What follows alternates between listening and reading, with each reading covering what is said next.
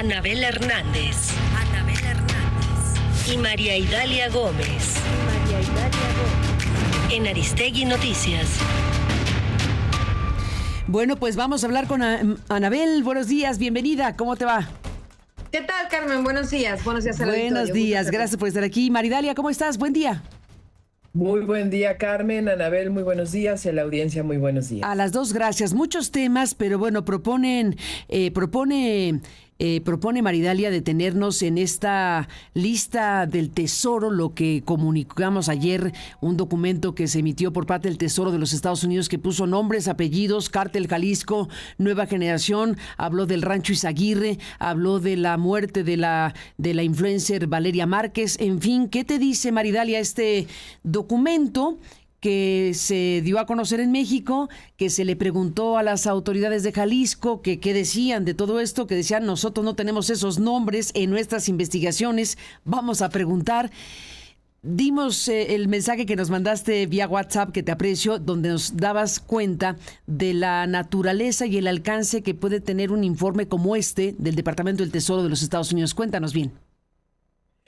Mira, creo que esta decisión del Departamento del Tesoro, aunque ya se había tomado en 2015 colocar al Cártel Jalisco Nueva Generación y varios de sus blancos, y a partir de ahí ha habido una serie de colocación de personas, de empresas incluso vinculadas a esta organización criminal, así identificada por las autoridades, esta remasterización del caso de los liderazgos tan poderosos que tiene, porque identifica a las 5 personas más poderosas y además quirúrgicamente estratégicas en este momento del Cártel Jalisco Nueva Generación, porque son los que se dedican a las operaciones internacionales y a las negociaciones para tener los insumos para el consumo, para elaborar las drogas sintéticas, las metanfetaminas y también los fentanilos, los opioides sintéticos.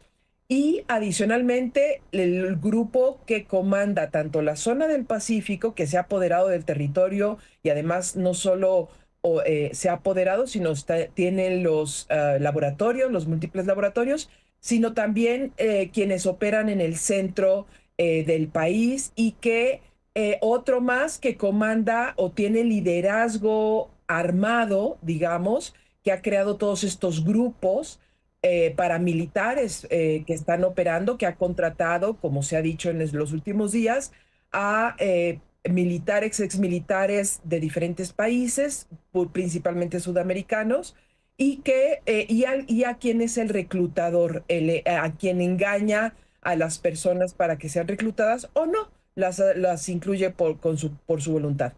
Esta es una recapitulación del cártel, es un refuerzo que creo que se viene, si atamos una serie de elementos, Carmen, creo que nos indica que están depositando ahora sus vínculos y fuerzas de parte de Estados Unidos hacia el Cártel Jalisco Nueva Generación.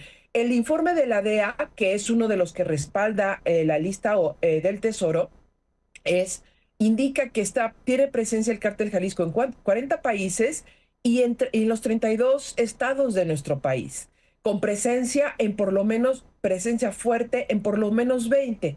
Un hecho que le da la mayor capacidad operativa y capacidad criminal que haya tenido cualquier otro grupo en la historia de México.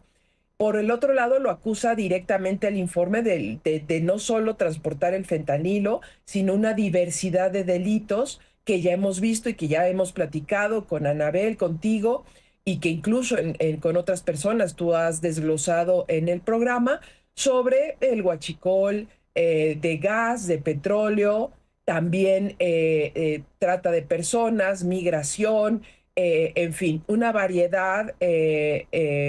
Ellos hablan de tiempos compartidos. Eso ya se conoce desde 2015, cuando engañaron a un grupo de americanos en Baja California. Bueno, tenemos el informe de la DEA, tenemos lo que se dijo por parte del Departamento del Tesoro, que además el secretario dijo que van a utilizar todas las herramientas. Entonces están sumando esas herramientas.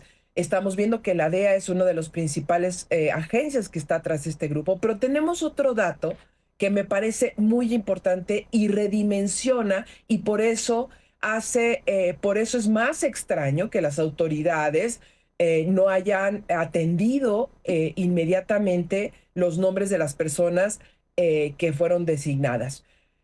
Landó, el subsecretario que estuvo haciendo una gira por México, Guatemala y El Salvador, cuando regresó a Estados Unidos, dio una conferencia de prensa y dijo lo que ya había dicho también Claudia Sheinbaum y que creo que hay que puntualizar muchísimo, que se va a llegar a un acuerdo general en materia de seguridad con México y que va a tener, dijo Landó, la mayor colaboración, la mayor que nunca, la mejor colaboración que nunca con México.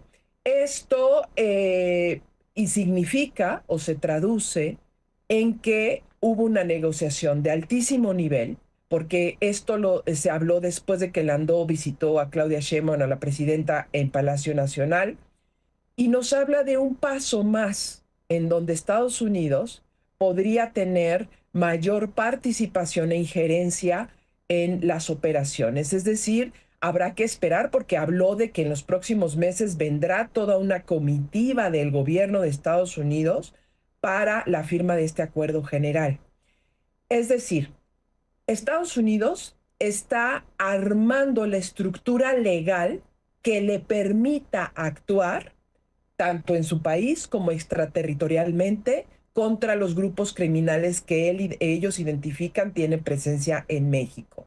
Por eso el Departamento del Tesoro, por eso la DEA, por eso el Departamento de Justicia tiene ya órdenes de aprehensión contra Nemesio hace mucho tiempo, pero como vemos, pareciera que se están sumando más. Y adicionalmente vemos otro elemento por último. Hemos visto en los espacios que domina el Cártel Jalisco nuevos enfrentamientos y nuevas representaciones violentas que están dando pie a darlos claramente como grupos terroristas por parte de Estados Unidos. Entonces, la lista de OFAC no es menor, es el andamiaje jurídico que está articulando para atacarlos legalmente por los bienes y los beneficios en todas sus líneas. No solo estos personajes, sino todo lo que los vincula, todas las personas, todas las empresas y adicionalmente los casos criminales que evidentemente se están armando, Carmen, y que implica que en México va a pasar a una nueva fase en la lucha con Estados Unidos contra los grupos criminales. Ni más ni menos. Bueno, se nos acaba el tiempo porque estamos con varias cosas importantes, como ustedes, por supuesto. No vamos a poder alargar demasiado la mesa porque estamos también por hablar con el rector de la Ibero. Les adelanto, se cumplen 3 años del asesinato de los sacerdotes jesuitas en la Tarahumara y tendremos una conversación aquí con ellos y otras cuestiones, así que me gustaría seguir hablando con ustedes de muchos temas.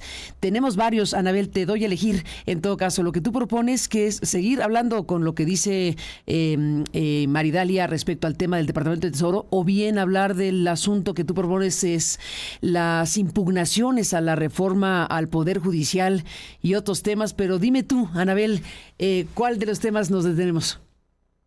Bueno, yo solo añadiría un muy breve comentario a lo que comentaba esta Maridalia sobre esta lista, estas nominaciones que hizo el Departamento del Tesoro sobre integrantes del Cártel Jalisco Nueva Generación. Ya habíamos comentado en diferentes programas aquí, había ya revelado cómo las FARC y cómo este uso de bombas, de minas, desde hace muchos años por parte del Cártel Jalisco Nueva Generación en sus territorios, pues ha causado la muerte de muchísimas personas y fuerzas del orden en México. Es increíble que el gobierno de México no haya sido el que lo hubiera declarado terrorista y que tenga que ser, pues como ya lo hemos estado viendo durante varios meses, siempre el gobierno de Estados Unidos aquí como diciendo y poniendo la línea que en realidad debería ser una iniciativa del gobierno. Me llama la atención el nombre de Hugo González Mendoza Gaitán, el Sapo, que ya lo habíamos comentado en su momento. Tuve acceso a todos los expedientes que la propia Sedena tiene de él desde hace lustros. Estamos hablando de que el Departamento del Tesoro ponga a El Sapo, como se le conoce en el grupo criminal, como uno de los indiciados, como una de las personas ya señaladas por el Departamento del Tesoro, declarado terrorista. El Sapo está vinculado a las atrocidades cometidas en el Rancho Izaguirre. Aquí tendríamos que observar la negligencia terrible cometida durante sexenios. Estamos hablando desde el sexenio de Felipe Calderón. Tenían ya información la Sedena del Sapo en el propio sexenio de Enrique Peña Nieto, pero muy particularmente, y están ahí las carpetas de investigación y averiguaciones previas abiertas por la Fiscalía General de la República, y donde no hicieron nada. Tienen incluso las direcciones de su familia, específicamente quiénes son sus cómplices, desde cómo operaba, dónde operaba, cómo ahí justamente Teuchitlán era parte de su territorio de control, y no hizo el gobierno de México nada. Bueno, tan no hecho nada que el Sapo, después de varios meses y semanas ya de lo ocurrido ahí en Teuchitlán, de estos horrores encontrados, sigue impune. Así que es realmente para mí vergonzoso, ¿no? Que de nueva cuenta tenga que ser el gobierno de Estados Unidos que tenga que presionar sobre esto, y no sea el dolor de las víctimas y no sea la indignación de los mexicanos lo que haga que este gobierno se mueva. Claudia Sheinbaum no solo camina como tortuga, sino más bien me parece que este andar lentísimo nos habla realmente pues de una complicidad por acción u omisión, Carmen. Me parece que eso es muy grave.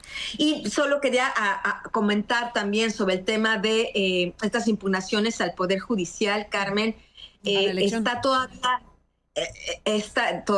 a la elección del Poder Judicial. Estuve viendo este grupo que ya hizo las primeras impugnaciones, sobre todo 3 impugnaciones específicas sobre los resultados en la Suprema Corte de Justicia, sobre los resultados en el Tribunal Federal Electoral y en los resultados del Tribunal de Disciplina Judicial. Y bueno, está la gran pregunta que el INE se negó a responder, ¿no? Reconoce, hubo los famosos acordeones, pero es como si eso de per se no hubiera ya invalidado y envenenado de fondo, de raíz, lo que es la elección esta del Poder Judicial. Me parece muy grave que el INE no esté ordenando investigaciones, auditorías a organismos, al gobierno, al partido Morena, ¿no? Porque sabemos, no es para nadie un secreto, ¿no?, que el partido Morena emitió muchos de estos acordeones. Se dice que incluso en algunos gobiernos, en los estados que gobiernan la oposición, también se emitieron acordeones. Bueno, todos esos acordeones tienen que esclarecerse. ¿Quién los patrocinó? ¿Quién los mandó a imprimir? ¿Cuánto costó imprimirlos? ¿De dónde vino el dinero para imprimirlos? Y la magnitud del daño que causaron a la elección. Carmen, lo que está pasando, yo no sé si los mexicanos somos capaces realmente de ver lo que está sucediendo. A mí lo que más me preocupa de esta elección del Poder Judicial no es solo la baja participación, no es solo estas trampas realizadas, sino la impunidad con la que se puede actuar ilegalmente, amañando las elecciones en México. Y me parece que si el INE permite que esto quede así, que no pase nada, que no haya sanciones, que no haya investigaciones, que no haya retiros incluso de registros a partidos políticos que hayan hecho esas acciones, pues me parecería un antecedente muy grave para las próximas elecciones. Y qué decir de la elección presidencial. Carmen, la información que yo recibí en su momento por parte de integrantes del partido Morena, fuentes de información del partido Morena, es que muchos de esos acordeones habrían sido financiados por la dirigencia nacional de Morena. ¿De dónde salió el dinero? Me hablaban más o menos de más de 90 millones de acordeones presuntamente repartidos en todo el país.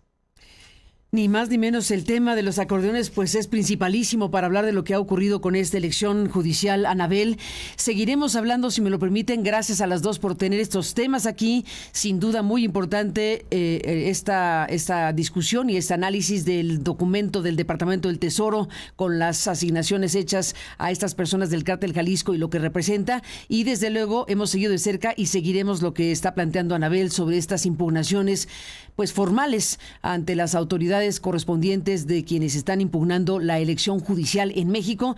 Y tal cual, el tema de los acordeones es uno de los asuntos principales, indudablemente. Ya vimos una votación 6-5 en el INE en relación a la validación de esta elección, y consejeros electorales pues pusieron los puntos sobre las sillas en relación a estas irregularidades. Ahí está el tema. Gracias a estos temas, gracias a las dos por estar esta mañana. Buenos días, Anabel. Buenos días, Maridalia.